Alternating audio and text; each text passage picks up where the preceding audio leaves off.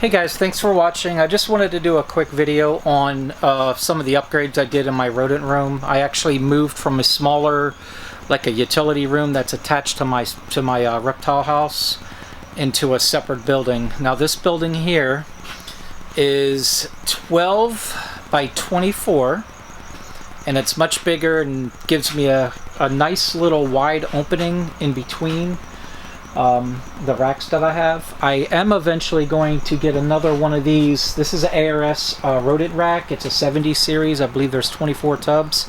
I'm going to be getting another one that's going to go right here. Getting rid of this, that's going to be getting moved probably to there or something like that. Now, one of the things that I did in here, which I can't take credit for, it was Tony with Hardwire Exotics, is I watched a video where he was talking about his rodent room, and he ended up doing like a really cool watering system right here.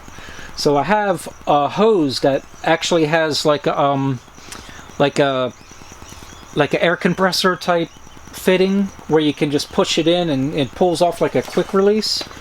And it's just a garden hose. It's out here. See it? And I actually have that quick release over here as well. That's what it looks like. That's what the male end looks like. And I have that because I have a garden hose inside here for whenever I clean my rhino iguana enclosure out.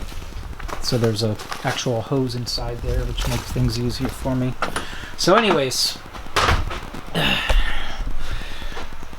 so I got PVC pipe that's running up and over to each one of these 5-gallon buckets here. Whenever one of the buckets starts to get a little low, all I have to do is just turn one of these knobs and it starts to fill up the bucket.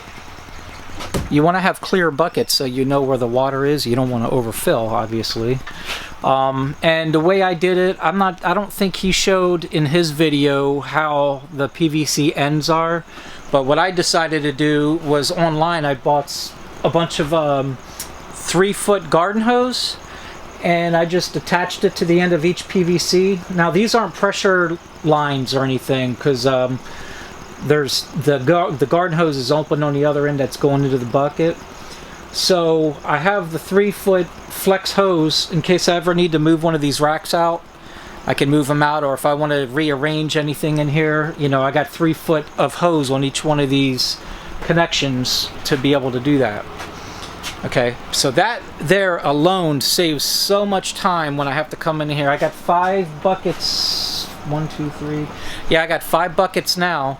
So before I would come in here with a garden hose and I would sit there and climb up a ladder and fill it. I'm sure you guys probably know what I'm talking about. Pain in the butt, you know. Now I don't have to do that. It's all right there, right in the door. Just turn it on, turn it off as I need it.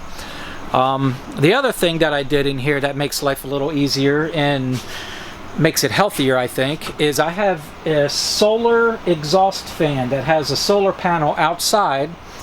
I bought this on Amazon, and then it also has it where you can plug it into the wall, so there's no backup batteries or anything like that, which would be nice, but you're talking a lot more money. I believe this unit with the outside shutter system, I think it was like 230 bucks or something like that, give or take.